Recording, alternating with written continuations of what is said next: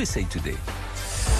Wall Street qui progresse. Les indices américains, après un peu plus d'une demi-heure de cotation, sont toujours en très légère progression. On va rejoindre sur place, comme chaque après-midi, Grégory Volokin, le président de Mescart Financial Services, pour comprendre ce qui sous-tend la dynamique des marchés américains. Bonjour Grégory. Pour commencer, la question presque quotidienne désormais, est-ce qu'on a du nouveau sur les négociations entre républicains et démocrates pour adopter donc un nouveau plan de soutien à l'économie US ? Disons peut-être que ce qui est nouveau, c'est que les deux camps se parlent toujours. C'était pas forcément l'opinion hier dans la journée. Vous avez vu les marchés fortement baisser avec l'idée que ça n'arrivait ou ces plans n'arrivaient vraiment pas à se mettre en place. Or, Pelosi, Mnuchin, la Maison Blanche se parlent. Ça, c'est la bonne nouvelle. Mais il n'y a pas grand-chose d'autre à se mettre sous la dent. Donc je dirais, il faut faire quand même attention.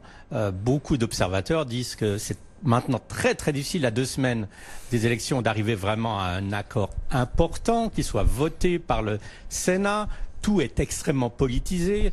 Tout le monde a envie de gagner cette confrontation, que ce soit évidemment Pelosi, les démocrates, au milieu de la Maison-Blanche et de l'autre côté, les républicains, les sénateurs. Donc je dirais, ne faisons pas de paris, mais ce qui est vraiment certain, c'est que les deux camps se parlent, mais à part ça, aucune certitude. Et parallèlement, on a toujours les indicateurs économiques à suivre de près pour voir si l'accélération de la reprise se confirme ou si on arrive sur un plateau. On a aujourd'hui chez vous aux États-Unis, Grégory, les mises en chantier et permis de construire toujours intéressant à surveiller.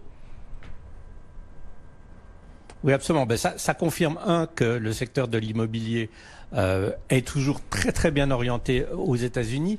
Au niveau de quoi? Au niveau de ce qu'on appelle la maison individuelle. C'est les Américains qui essayent de se mettre d'une certaine façon à l'abri de Covid. C'est absolument certain, parce que quand on voit les hausses de maisons individuelles et les hausses de permis de construire pour maisons individuelles, c'est pratiquement 7% pour ces deux postes. Avec une hausse même dans des États où forcément peut-être avant l'hiver on n'aurait pas forcément envie de s'acheter une maison, comme le nord-est des États-Unis, la côte est avec Boston, New York, etc., où c'est une hausse de ces permis de construire de 20%. Donc on voit vraiment là, je dirais, la confirmation que la maison individuelle se tient très très bien aux États-Unis, et aussi la confirmation en fait que si ces chiffres ne sont pas plus forts, c'est à cause des grands immeubles locatifs.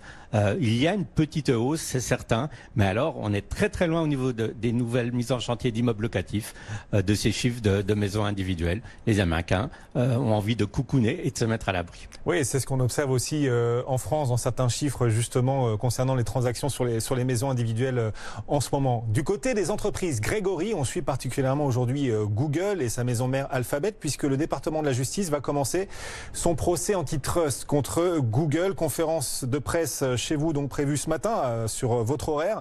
Le plus gros cas antitrust Google depuis Microsoft. Quels sont les principaux points qui lui sont reprochés, Grégory ? Oui, alors évidemment, comme vous le dites, c'est vraiment très important. C'est le premier gros procès aux États-Unis contre une GAFA. Alors qu'est-ce qu'on reproche à Google? Vous dites antitrust. Antitrust, c'est quoi? C'est monopole. Et monopole de quoi? Monopole de leur moteur de recherche. Vous allez me dire, oui, mais tout le monde a envie d'utiliser Google. Mais c'est pas ça le problème. Le problème, par exemple, pour le département de la justice, c'est que sur 87% des ordinateurs, que ça soit avec Chrome de Google, Safari de Apple ou même Firefox, vous n'avez pas le choix, c'est préinstallé le moteur de recherche de Google. Ça s'appelle, je dirais, des mesures où on domine un marché sans vraiment permettre une expansion naturelle du marché. Et alors, encore plus important pour le département de la justice, c'est sur le cellulaire, sur le téléphone portable ou mobile. Là, vous savez très bien, ces téléphones mobiles, 90% pratiquement, c'est le système d'exploitation de Google qui est Android. Donc là, tout simplement, c'est pas compliqué. Google va vers les fabricants de téléphones et leur dit, vous n'avez pas le choix, vous voulez Android, vous devez préinstaller Google comme moteur de recherche. Alors vous allez me dire, et Apple?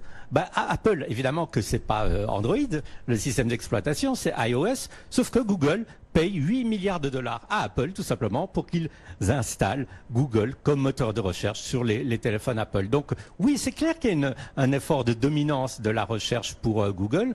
Maintenant, est-ce que ça suffit pour les accuser de malfaisance? Ça va être très difficile à prouver, et ça va être tellement difficile à prouver que ça va durer des années. On parie sur un procès qui pourrait durer 4, 5, 6 ans, avec évidemment, si jamais on retrouvait Google coupable de position dominante, il ferait appel. Donc c'est pas demain la veille qu'on va avoir la fin de ces accusations, la fin de ce procès du département de la justice. Et là, je parlais que du moteur de recherche.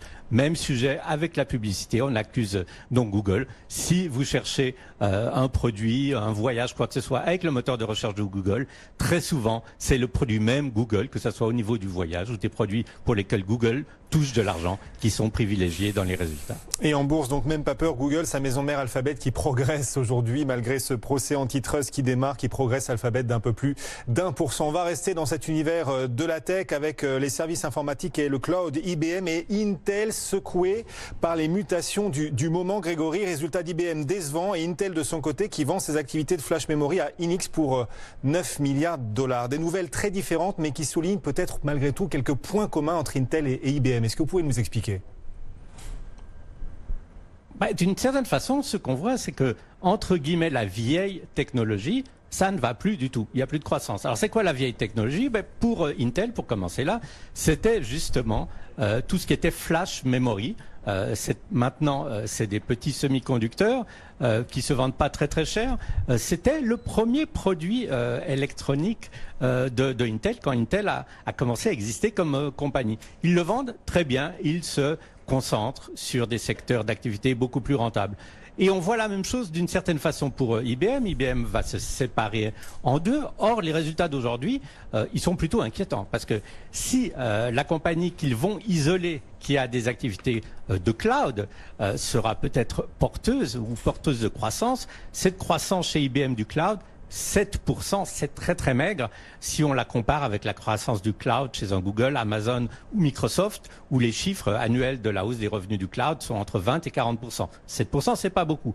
Et puis alors tout le reste, les vieilles activités qui sont fondatrices, je dirais d'une certaine façon, de IBM, les services par exemple, moins 4%, et puis ce qu'ils appellent système, donc le hardware, moins 15% sur les revenus. Donc ces deux compagnies, d'un côté Intel, ça va très bien, mais ils se séparent d'une vieille activité. Quant à IBM, malheureusement, vieille activité, ça reste encore très important dans leur structure et le relais de croissance, le cloud, semble pas du tout suffisant pour être vraiment là une bonne affaire pour les investisseurs qui vendent aujourd'hui IBM qui doit baisser de 6 ou 7% ce matin. Oui, alors qu'Intel également est en net repli, Grégory, chez vous à Wall Street d'un peu plus de 6%. En ce moment, voilà, la vieille tech en quelque sorte qui a du mal, qui a du mal à retrouver ses repères malgré les opérations qui sont annoncées. Wall Street est en légère hausse et chaque jour, vous apportez à nos auditeurs, téléspectateurs en France quelques idées d'investissement justement à Wall Street pour bénéficier de ce potentiel spécifique, peut-être plus fort qu'en Europe, des marchés américains. Aujourd'hui, Grégory, quel est votre conseil du jour? Plutôt à l'achat ou à la vente? C'est à l'achat et en fait, c'est une action dont on parle souvent depuis le début de la pandémie. C'est Procter & Gamble. Alors tout le monde avait compris que Procter & Gamble, le leader mondial des produits de nettoyage par exemple, c'était le genre d'action dans laquelle on investit pendant une crise sanitaire.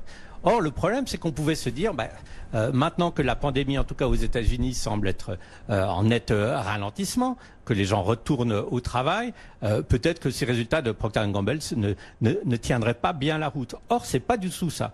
En fait, les gens ont pris des habitudes. On voit sur ce résultat, pour le trimestre de Procter & Gamble, une hausse organique, et c'est important pour une compagnie aussi grosse, de 9%. On voit que les produits de nettoyage, les produits d'entretien sur le troisième trimestre, c'est encore une hausse de 30%. Et même d'une certaine façon, on voit que si les gens nettoient, ils recommencent à prendre un peu plus soin d'eux-mêmes. Et c'était amusant parce que pendant la pandémie, il y avait une baisse des lames de rasoir, de la mousse à raser, de produits de beauté, etc. Et là, tout ça, ça repart.